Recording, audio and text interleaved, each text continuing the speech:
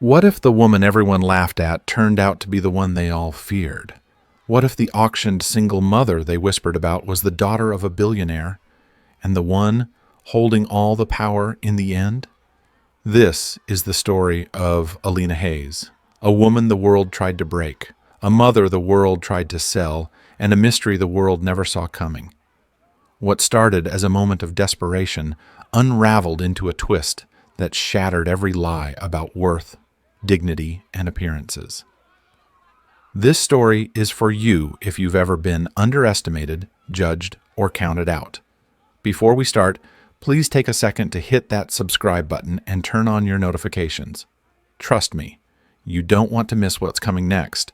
If this story moves you, leave a comment below with the word resilience so we know you're one of the ones who never gave up.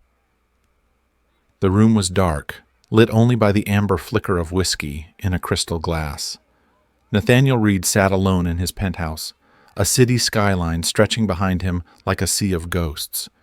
He wasn't looking at the view. His eyes were fixed on a faded newspaper clipping, creased at the edges, stained by time. Local woman found dead after private auction. Authorities investigating. His mother's photo stared back at him. Beautiful, worn, silent, just like she had been in the end. He had been only 17, but he remembered everything. How she left the house saying she had one last chance to clear their debts. How she never came back. How they found her the following day, cold, alone, forgotten. The papers called it a tragedy. He called it murder. Since then, Nathaniel had built empires, created companies, made billions, but the one thing he couldn't buy was peace. Until now. A whisper at a bar, laughter from drunk men in suits, a mention of the auction. It still existed. He hadn't planned to act, just watch. But then, her, eyes wide with fear, shoulders held high with dignity, she shouldn't have had left. A single mother paraded like an object. In that moment, the past blurred with the present. And for the first time in years, Nathaniel didn't feel powerless.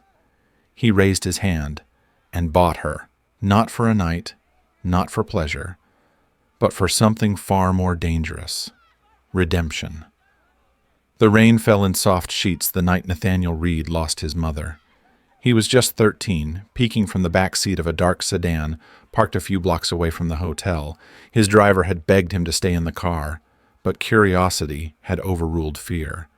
He had followed her that night, sensing something was wrong when she said she had to settle a debt. He didn't expect the bright red dress she wore, or the trembling in her hands as she adjusted her lipstick in the lobby bathroom mirror. He watched her through a crack in the door. She looked nothing like the mother he knew. This version was silent, stiff, dressed to be paraded. Nathaniel didn't understand it then. Not completely. But he understood shame, and he knew she wasn't doing it willingly. She had whispered something to the hotel staff, slipped into a private elevator, and disappeared. By morning, she was gone. They found her body by the riverbank. A life taken, a silence that screamed. No one would tell him what truly happened, but he'd heard enough murmurs. Auction. That word was tattooed onto his soul. Rich men, desperate women. Pretty packaging, hollow promises, broken dignity. From that moment, Nathaniel vowed one thing. He would never let another woman go through what his mother endured, not if he could help it. Now, a man of unimaginable wealth and power, Nathaniel had built empires, buried emotions, and successfully silenced memories. But some nights, like tonight, the past bled through. And he poured another drink, eyes fixed on the rain streaking down his high-rise windows, wondering if the world had changed. If the system that took his mother still thrived in the shadows. He didn't know it yet, but he would soon find out. And this time, he would be ready. Alina Hayes used to dream in colors too bright for the world she now lived in. Her mornings once began with sunlight spilling through the glass windows of a room too big for one girl, filled with books, ballet shoes, and laughter. Now, the sun peeked through a cracked window of a one-bedroom apartment that buzzed with the sound of a faulty fridge and a leaking faucet. Her son, Caleb, stirred beside her on the worn-out mattress. She slipped out of bed quietly, not wanting to wake him. It was time to start the day, whatever it had left for her. She brewed a pot of cheap coffee, poured it into a chipped mug, and stared at the faded calendar on the wall. Rent was due in 2 days. The numbers were circled in red like a warning bell. Her life unraveled faster than she ever imagined. She had left behind everything. Her name, status, security, all for a man she thought would fight the world for her. But Daniel had disappeared when their savings ran dry, taking her jewelry and trust with him. She was left to raise their son alone, ashamed to return home, unwilling to admit failure. Pride was a hard chain to break. Her job at the diner barely covered bills, and the debt she owed Marvin, the loan shark who had promised help and delivered ruin, hung around her neck like a noose. That morning, he appeared again outside her apartment building, all sneers and smooth threats. "You either pay me back by Friday," he said, his voice low and cold, "or you join the auction. Rich men pay well for desperate women." Alina recoiled. "I'm not for sale." He leaned in closer, brushing her chin with 2 fingers. "Maybe not, but that boy of yours? He needs a roof, food. You think the world cares about pride?" Tears threatened to spill, but she blinked them away. "I need more time. You have 2 days." As he walked away, Alina stood frozen, the weight of his ultimatum suffocating. She looked up at the sky, searching for something. Hope, maybe. But all she saw were gray clouds gathering. Marvin didn't know that Alina wasn't just some broken woman. She had a past she'd buried, a strength forged in silence, and a secret that could shatter everything the world thought it knew about her. But for now, all she could do was survive. Alina Hayes moved through life like a shadow, never drawing attention, never inviting questions. Most people saw her as a struggling single mother with nothing but a tired smile and worn shoes. And that was exactly how she wanted it. Each day, she dropped her son, Jamie, off at a modest daycare before heading off to juggle jobs, waitressing in the morning, cleaning offices at night.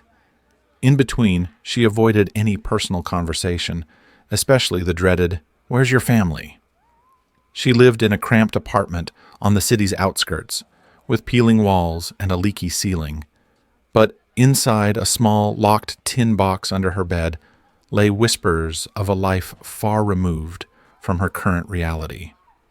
A photo of her as a teenager in a lush garden, a string of pearls she never wore, and a thin silver necklace with an engraved crest, one she hadn't dared to look at in years. These items were the last traces of the girl she used to be, the girl she buried when she ran. Alina often caught herself speaking with strange precision, too polished for the circles she now walked in. She quickly learned to adjust her tone, to drop her vowels and mask her roots. It worked, mostly. One afternoon, while waiting at a street vendor's stall, she glanced down at a crumpled newspaper someone had discarded. Her breath hitched. On the front page was the face of a powerful man, a tycoon known across the country. His eyes were tired, his silver hair carefully combed back, and beneath the headline were words that made her chest tighten. "Business mogul renews plea. I will never stop searching for my daughter." Alina's grip tightened on her shopping bag. She looked away quickly, but the damage was done. Memories clawed their way out of her carefully built mental vault. Her heart pounded, her throat tightened, but her face remained still. She handed the vendor her change, nodded politely, and walked away without another glance at the paper. She told herself it didn't matter. That world no longer belonged to her. She had made her choice. She had chosen love over legacy, and it had cost her everything. But as the wind tugged at her coat and the city roared around her, Alina couldn't shake the feeling that the past she tried to bury wasn't done with her yet. And worse, she wasn't sure she wanted it to be. Nathaniel Reed didn't drink often, but tonight Something about the silence of his penthouse felt heavier than usual. The city's lights blinked far below, a reminder that life was still bustling, even if his heart had long gone quiet. He sat at a secluded bar in the upper district, dressed in a simple black button-up and slacks, trying not to be recognized. It never worked. But tonight, the drunk businessmen in the booth beside him were too deep into their whiskey to notice who was sitting nearby. Their conversation caught his ear when one of them laughed too loudly. "She's just a single mom. Got herself in debt. I heard she's desperate enough to auction herself off tomorrow night." Nathaniel stiffened. "Auction?" The second man chuckled.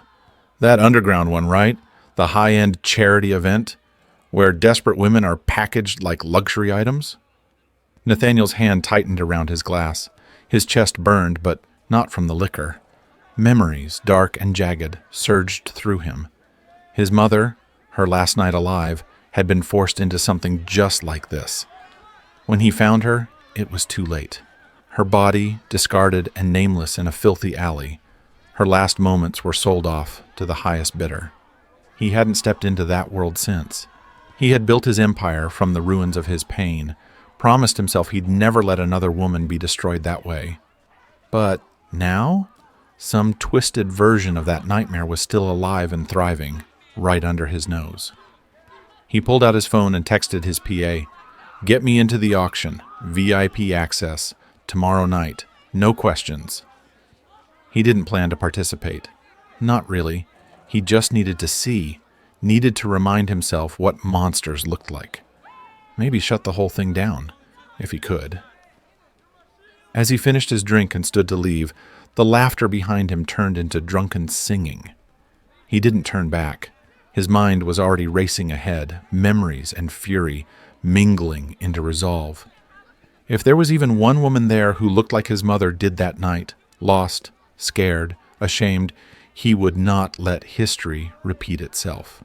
Not on his watch. Alina's fingers trembled as she fastened the last strap on her heels.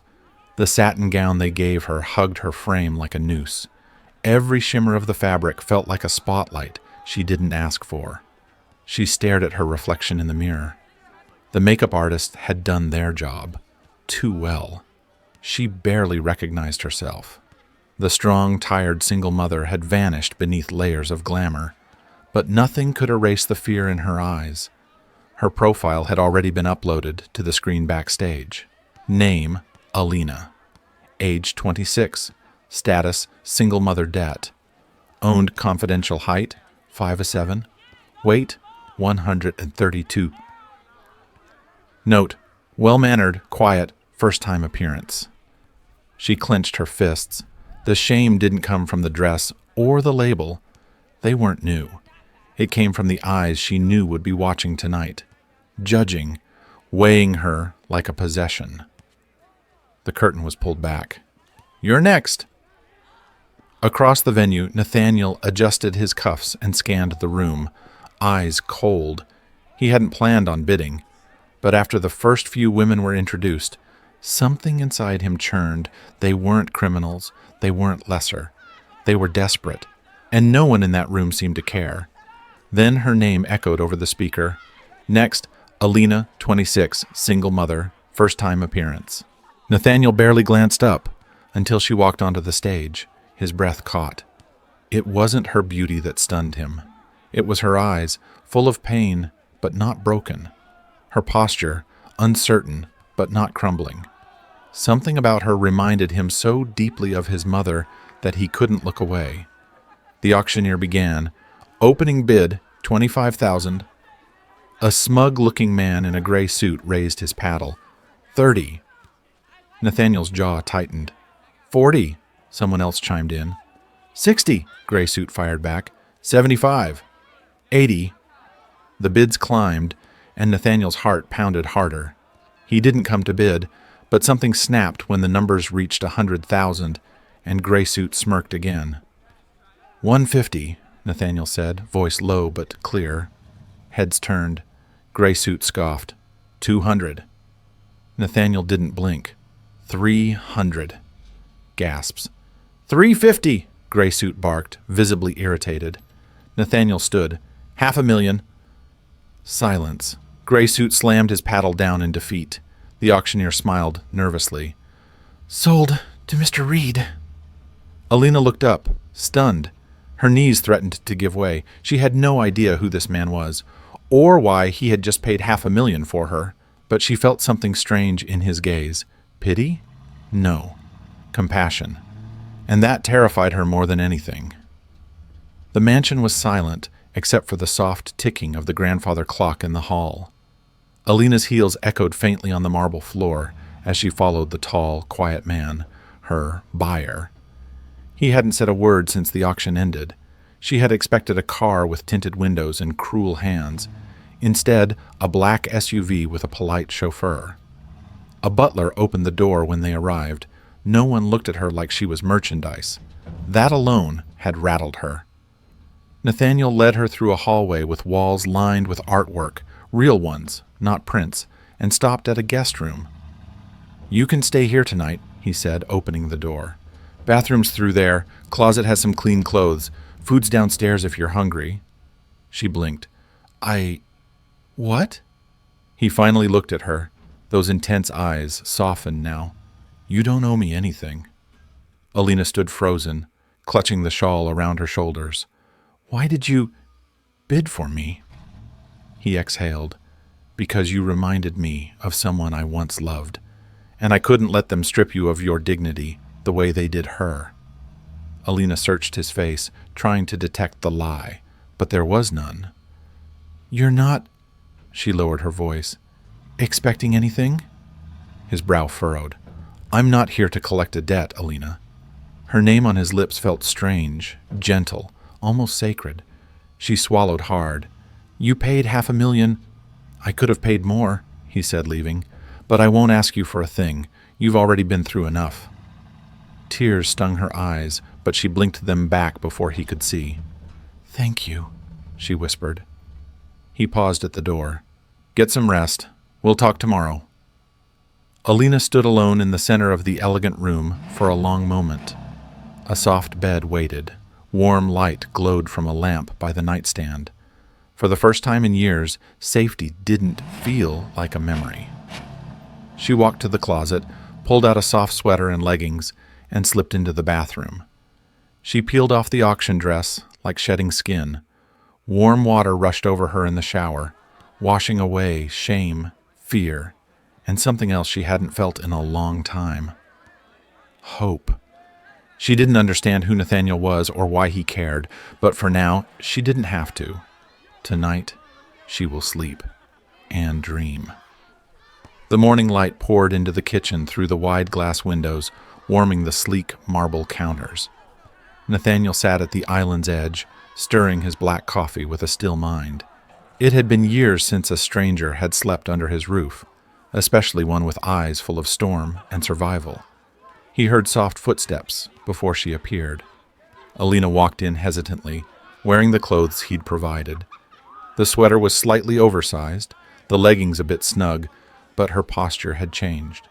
Her shoulders were straighter, chin slightly lifted, not out of arrogance, but from a quiet attempt at holding on to herself. Good morning, she said cautiously. Morning, Nathaniel replied, gesturing to the seat across from him. Hungry? She nodded, settling in. A maid brought over a plate of toast, eggs, and fruit. Alina's fingers trembled slightly as she picked up a fork, but Nathaniel didn't comment. He let the silence do the soft work. After a few bites, she looked up. I suppose you want to know how I ended up there. I won't ask you to relive anything you're not ready to share. I need to, she said. Not for you, for me.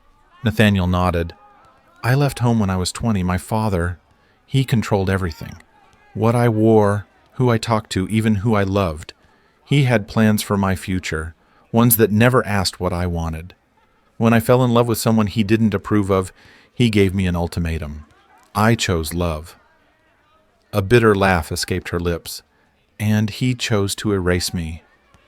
Nathaniel leaned in slightly. What happened after? He promised me the world, said we'd build something together. A year after my son was born, he disappeared. Took everything, my savings, my jewelry, even my dignity. Her voice cracked at the edge. I never went back, couldn't bear the shame. I worked, cleaned houses, washed plates, anything to feed my son. Then came the debt, the threats. The auction was my last resort. Nathaniel's gaze never wavered. You didn't deserve that. She blinked quickly, surprised at how steady his voice was. Why are you being kind to me? He hesitated, then said, Because I know what it's like to lose someone, and I refuse to let the world swallow you, too. A silence settled between them, but not an awkward one. A shared grief, a flicker of understanding. Nathaniel stood and extended a card toward her. There's a position at one of my foundations. If you want it, it's yours, no strings attached. Alina stared at it. Why? Because sometimes, he said, all someone needs is a chance.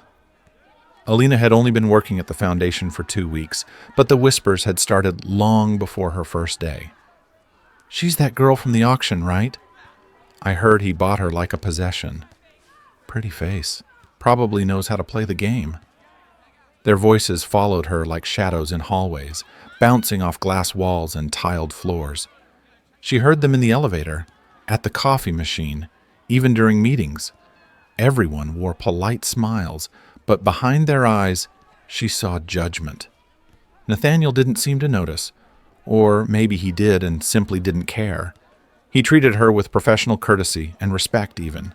He'd given her a real role, coordinating outreach programs, managing shelter supplies, and organizing weekly donation drives. It wasn't a made-up job to keep her busy. He trusted her. And that made it harder. Some days she wanted to disappear. Other days she stood taller just despite the gossip. But today the whispers dug deeper. She had just entered the staff lounge to refill her water bottle when she heard them. She probably seduced him. That's how she got in. Did you see her? She walks around like she owns the place. Men like Nathaniel Reed don't do charity out of kindness. She's living in his mansion, isn't she? Guess we know the real price of that auction. Alina froze. The water in her bottle overflowed, splashing onto her shoes. She ignored it, walked out without a word. Let them talk. She found a quiet corner by the window overlooking the city skyline and leaned her head against the glass. The weight pressed against her chest, shame she thought she had buried. The stares, the assumptions, the invisible labels. Why did it always come back to this? Is her worth dependent on the version of her story others believe? Rough day? She turned to find Nathaniel standing behind her, hands in his pockets. His expression was unreadable. Just the usual, she said. People see what they want. He nodded. Let them. You don't owe anyone an explanation. I feel like I'm being punished for surviving. You're not. You're just living in a world that's too quick to label and too slow to understand. She gave a tired smile. That's poetic. Nathaniel shrugged. Maybe. Or maybe I just believe in people who fight quietly. She looked at him for a long moment, then said softly, Thank you for not seeing me the way they do. He replied, You were never what they saw. And somehow, that was enough to make her breathe again. Nathaniel sat behind his desk, staring at the small file in his hand. He hadn't meant to go this far, not at first, but something about Alina kept pulling him deeper. Not just curiosity, not pity, something else. He wasn't trying to control her, but he couldn't shake the feeling that her story had missing pieces. Her composure, her way of speaking, her poise despite everything. None of it added up to the narrative people whispered about her. She was hiding something, not in a deceitful way, in a protective way, like someone who had been burned before and was determined never to be burned again. He placed the file back in his drawer and buzzed his assistant. Liam, get me in touch with someone discreet, a private investigator. There was a pause. Is this about the woman you brought from the auction? Nathaniel's voice cooled. It's about doing right by someone who deserves more than gossip. Yes, sir. A few days later, a man named Royce sat across from Nathaniel. He was in his late 40s, had quiet eyes, and was an ex-policeman. He was highly recommended. "I don't want her hurt," Nathaniel said immediately. "I'm not trying to dig up dirt. Something tells me she's not who people think she is." Royce nodded. "Understood. You want to know who she really is?" Nathaniel hesitated, then said, "Yes, and if she's running from something, I want to make sure she doesn't have to run anymore." Royce accepted a small packet with Alina's basic information. "I'll be discreet." While Royce worked in silence, Alina continued building a quiet reputation at the foundation. Her dedication was obvious. She stayed late. She listened with her whole heart. She connected with people in a way few others could. But the rumors didn't stop, and every time Nathaniel saw her flinch behind a smile, his resolve hardened. He never asked her about her past again. He wanted her to tell him when she was ready. Still, the investigators' reports trickled in over the days. School records, a private prep academy, a hospital birth certificate without a listed father, and then a sealed record. Something about her suddenly disappeared when she turned 18. And then came the photo, a blurry image from a charity gala years ago. A younger Alina, dressed in designer clothing, stands beside a tall man, his face half-turned. Royce delivered it with a quiet voice. "She wasn't always who she says she is." Nathaniel studied the image. A part of him already knew, but he didn't say a word. He simply placed the photo in his drawer, beside the file. He would wait, not to confront her, but to be in a safe place where she could finally tell the truth. Alina stood by the foundation office window, watching the city blur behind streaks of rain.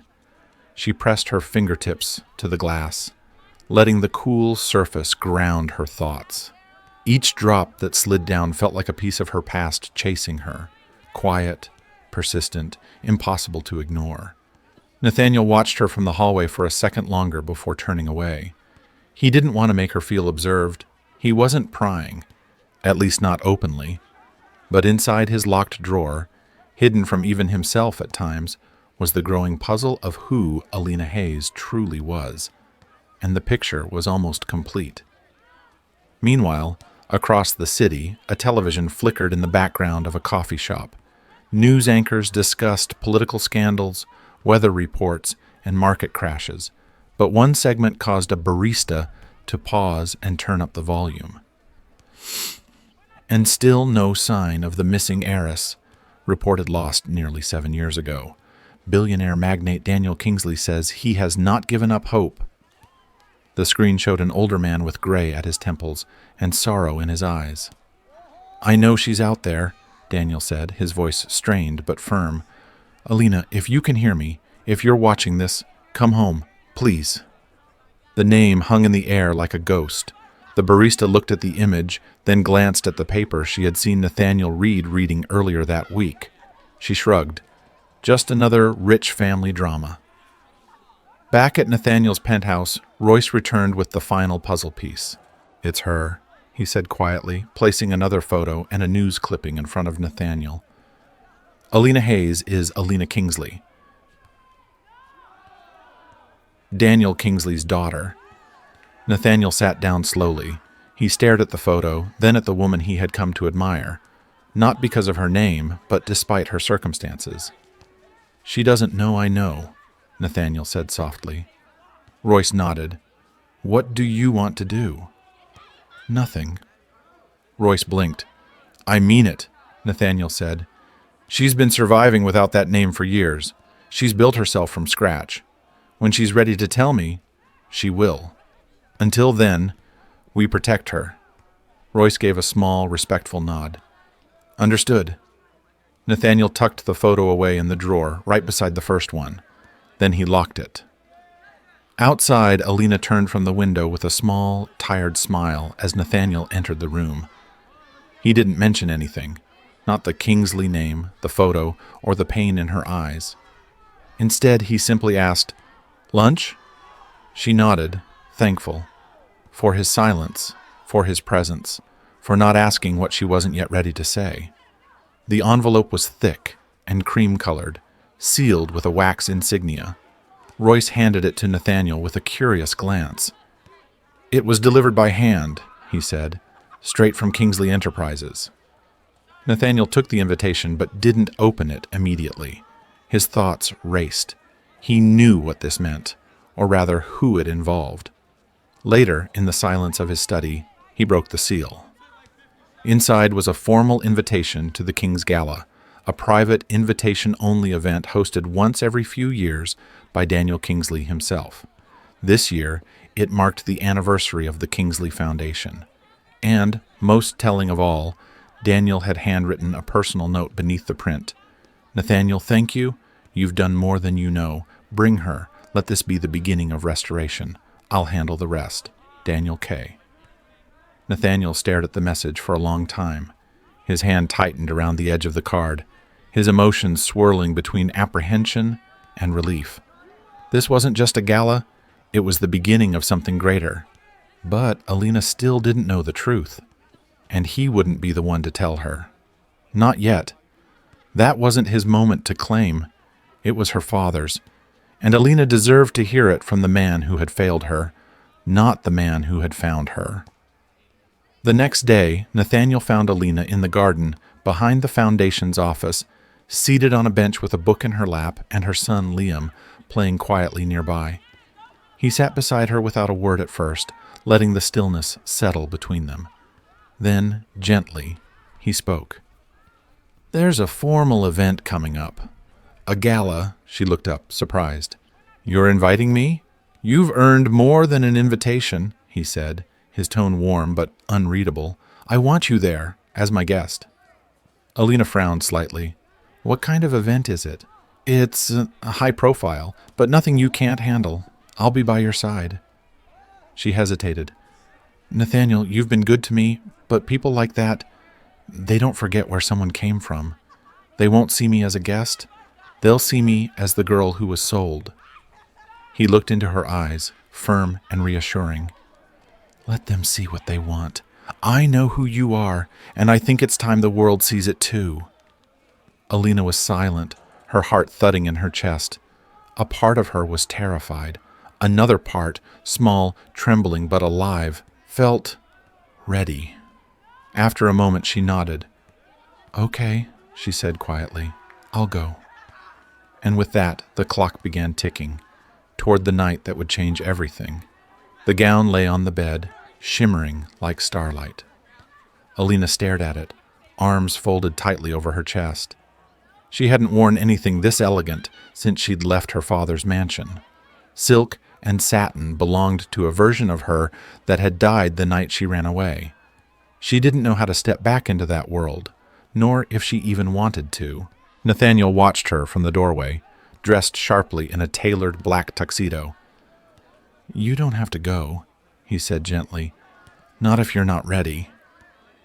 "I said I would," she replied, still not looking at him. "I just didn't expect it to feel like this." "Like what?" "Like walking into a room full of mirrors where every reflection shows who I used to be and who I'll never be again." Nathaniel stepped closer, voice low. "You don't have to be who you were. Just be who you are now. That's more than enough." She finally turned to him, vulnerability flickering in her eyes. "You really think I belong in a place like that? I think they are lucky to have someone like you walk into that room." Alina smiled softly, the compliment washing over her like a balm. Then she sighed and turned toward the gown. "Help me zip it up?" Nathaniel nodded and stepped behind her. As the zipper slid into place, she whispered, "What happens if they recognize me?" "Then let them see what true grace looks like." They arrived at the Kingsley estate just after sunset. The mansion blazed with lights, laughter, and luxury. Alina stepped out of the car, her heels touching marble, her head held higher than she thought possible. Inside, the air hummed with tension as glances turned their way. Nathaniel walked beside her, composed, confident, a quiet shield against the whispers. "Isn't that... She looks familiar. No, couldn't be. She was at that underground..." Alina heard the words, each one a jab she had trained herself to absorb. She didn't flinch, not once. Nathaniel leaned toward her. "You okay?" She nodded. "They're going to talk no matter what. I might as well give them something to talk about." They smiled at each other. As they climbed the steps into the grand hall, neither of them noticed the man standing at the top of the balcony, watching with glistening eyes. His hand clenched the railing. He had waited so long for this moment, and soon the world would know who she really was. The ballroom sparkled like a scene from a fairy tale, chandeliers dripping crystal, silver trays floating through the air on gloved hands, a live quartet playing something elegant in the corner. But none of it softened the whispers. Alina felt the stares before she saw them. Women clutched their pearls, men leaned in with sly smirks, and every time she looked up, another set of eyes darted away, too late to pretend they weren't dissecting her presence. She walked a little straighter. Nathaniel, ever calm, stayed close to her side. He noticed every glance, every side comment, but he let her have the lead, knowing she needed to face this on her own. She wasn't a damsel tonight. She was the storm. "Isn't that the auction girl?" one woman muttered too loudly behind a champagne flute. "I heard she tricked him. Women like that always have a scheme." "Maybe he likes them desperate." Alina didn't flinch, but inside the words bit. These people didn't know her.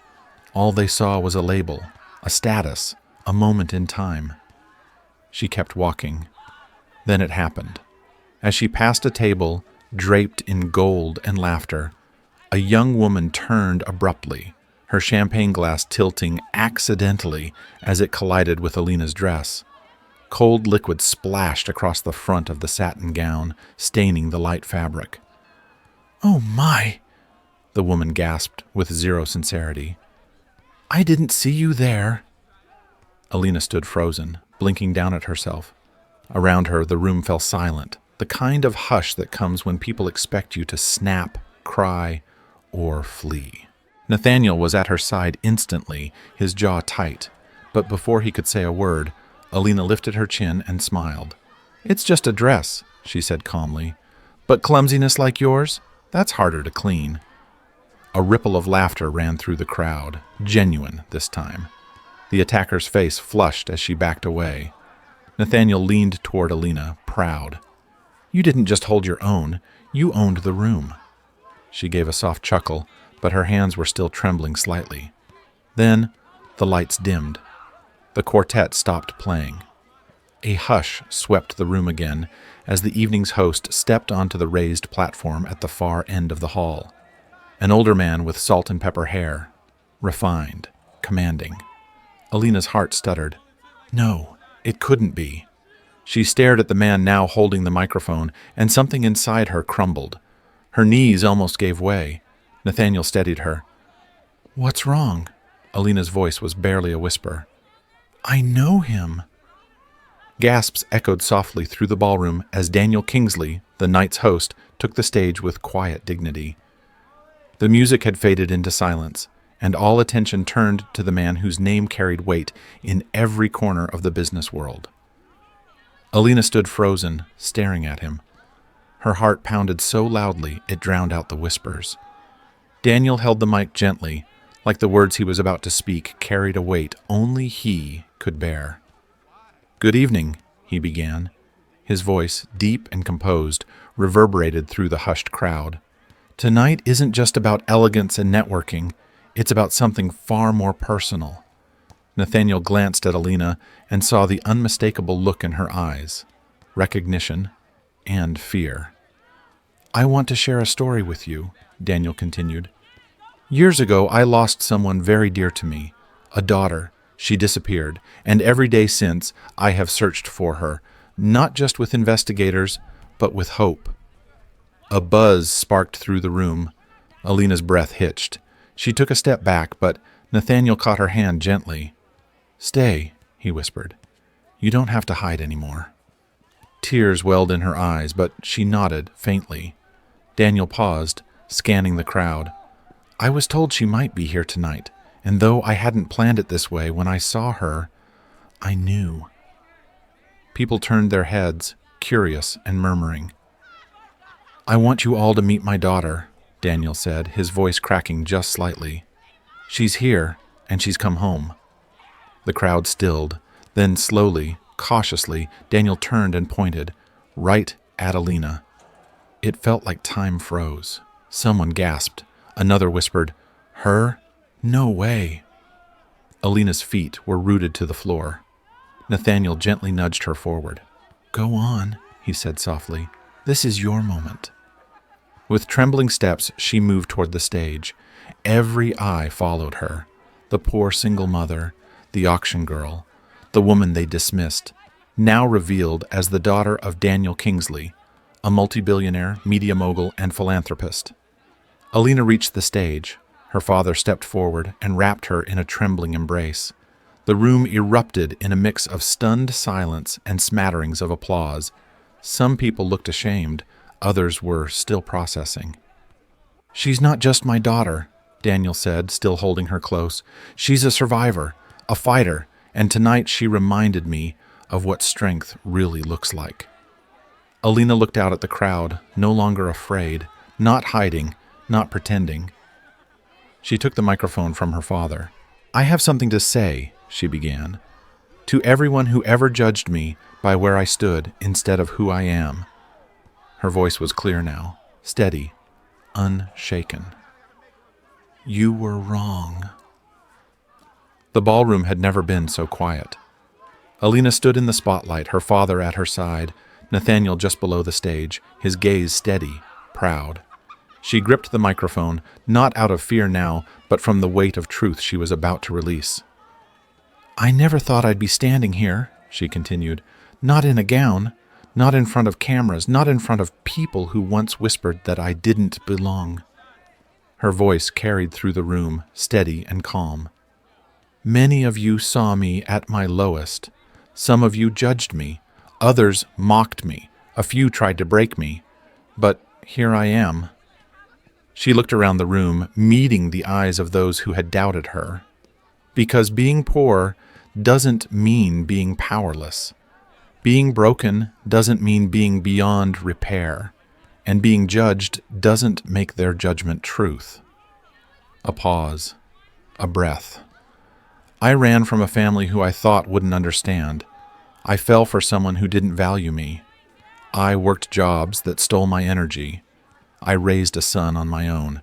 I faced rejection, humiliation, and finally, an auction. The crowd shifted uncomfortably at the mention. Even the chandeliers seemed to dim in shame. "I didn't ask for pity," she said firmly. "I never needed charity. What I needed, what every person who's ever been pushed aside needs, was dignity." She turned slightly to look at Nathaniel. "And someone who believed in me when I didn't believe in myself." He smiled faintly. Alina looked back at the crowd. "We live in a world that measures worth by status, appearance, wealth. But the truth is, none of that makes a person valuable. Character does. Compassion does. Courage does." A few claps started softly. "I'm not here because of my father's name," she continued. "I'm here because I survived long enough to be found, and I stand here not as the lost daughter of a billionaire, but as a voice for every woman who's ever been silenced, sold short, or told she wasn't enough." Applause now, louder. Alina wiped a tear that slipped down her cheek, but kept smiling. "To anyone who's ever felt like they didn't belong, remember this moment, because sometimes the people you look down on today will be the ones standing on the stage tomorrow." The applause rose to a standing ovation. As she stepped back, Daniel hugged her again, eyes glistening. Nathaniel joined them on stage, slipping a warm hand into hers. They stood there together, not as symbols of wealth and ruin, but as proof of resilience, redemption, and restored identity. And in that moment, Alina realized this wasn't just her ending. It was a beginning. In a world obsessed with titles, money, and appearances, it's easy to forget that worth isn't worn on the outside. It's carried in silence, in survival, in grace. Alina walked into that ballroom with a label they slapped on her. A single mother, an auctioned woman, someone broken. But what they didn't see was the strength she built from every insult, every hardship, every quiet night of holding herself together for the sake of her child.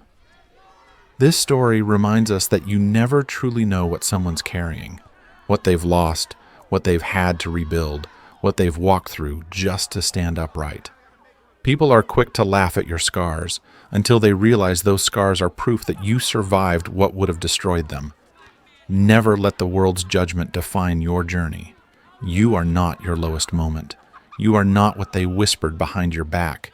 You are the comeback, the plot twist, the unexpected light in the darkest room. Because sometimes the ones they mock today are the ones standing on the stage tomorrow, stronger, louder, and unshakably whole. If this story moved you, take a moment to hit that like button and subscribe for more powerful tales that stir the heart and soul. Share this with someone who needs to remember. No one is beyond redemption, and sometimes the strongest people are the ones no one sees coming.